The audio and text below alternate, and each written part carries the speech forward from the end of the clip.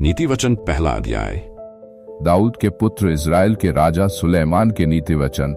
इनके द्वारा पढ़ने वाला बुद्धि और शिक्षा प्राप्त करे और समझ की बातें समझे और काम करने में प्रवीणता और धर्म, न्याय और निष्पक्षता की शिक्षा पाए, कि भोलों को चतुराई और जवान को ज्ञान और विवेक मिले, कि बुद्धिमान सुनकर अपनी विद्या बढ़ाए और समझदार बुद्धि का उपदेश पाए, जिससे वे नीति वचन और दृष्टांत को और बुद्धिमानों के वचन और उनके रहस्यों को समझें। यहोवा का भय मानना बुद्धि का मूल है। बुद्धि और शिक्षा को मूढ़ ही लोग तुच्छ जानते हैं। हे मेरे पुत्र, अपने पिता की शिक्षा पर कान लगा और अपनी माता की शिक्षा को न तज, क्योंकि वे मानो तेरे सिर के लिए शोभायमान मुकुट और तेरे गले के लिए कंठमाला होगी। हे मेरे पुत्र, यदि पापी लोग तुझे फुसलाएं तो उनकी बात न मानना। यदि वे कहें, हमारे संग चल कि हम हत्या करने के लिए घात लगाएं, हम निर्दोषों की ताक में रहें, हम अधोलोक के समान उनको जीवता कब्र में पड़े हुओं के समान समूचा निगल जाएं। हमको सब प्रकार के अनमोल पदार्थ मिलेंगे, हम अपने घरों को लूट से भर लेंगे, तू हमारा साजी हो जा, हम सबों का एक ही बटुआ हो। तो हे मेरे पुत्र, तू उनके संग मार्ग में न चलना, वरन उनकी डगर में पांव भी न रखना, क्योंकि वे बुराई ही करने को दौड़ते हैं और हत्या करने को फुर्ती करते हैं।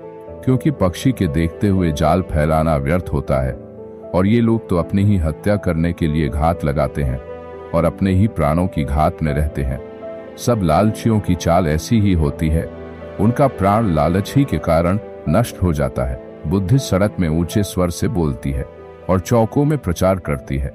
वह बाजारों की भीड़ में पुकारती है, वह फाटकों के बीच में और नगर के भीतर भी ये बातें बोलती है। हे भोले लोगों, तुम कब तक भोलेपन से प्रीति रखोगे? हे ठट्ठा करने वालों, तुम कब तक ठट्ठा करने से प्रसन्न रहोगे?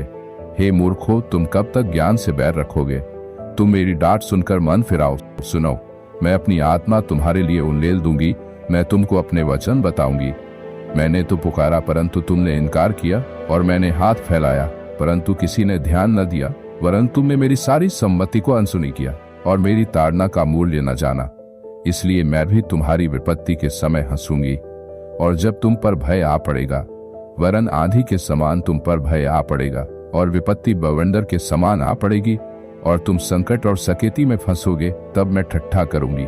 उस समय वे मुझे पुकारेंगे और मैं न सुनूंगी। वे मुझे यत्न से तो ढूंढेंगे परंतु न पाएंगे, क्योंकि उन्होंने ज्ञान से बैर किया और यहोवा का भय मानना उनको न भाया। उन्होंने मेरी सम्मति न चाही, वरन मेरी सब ताड़नाओं को तुच्छ जाना। इसलिए वे अपनी करनी का फल आप भोगेंगे और अपनी युक्तियों के फल से आधा जाएंगे।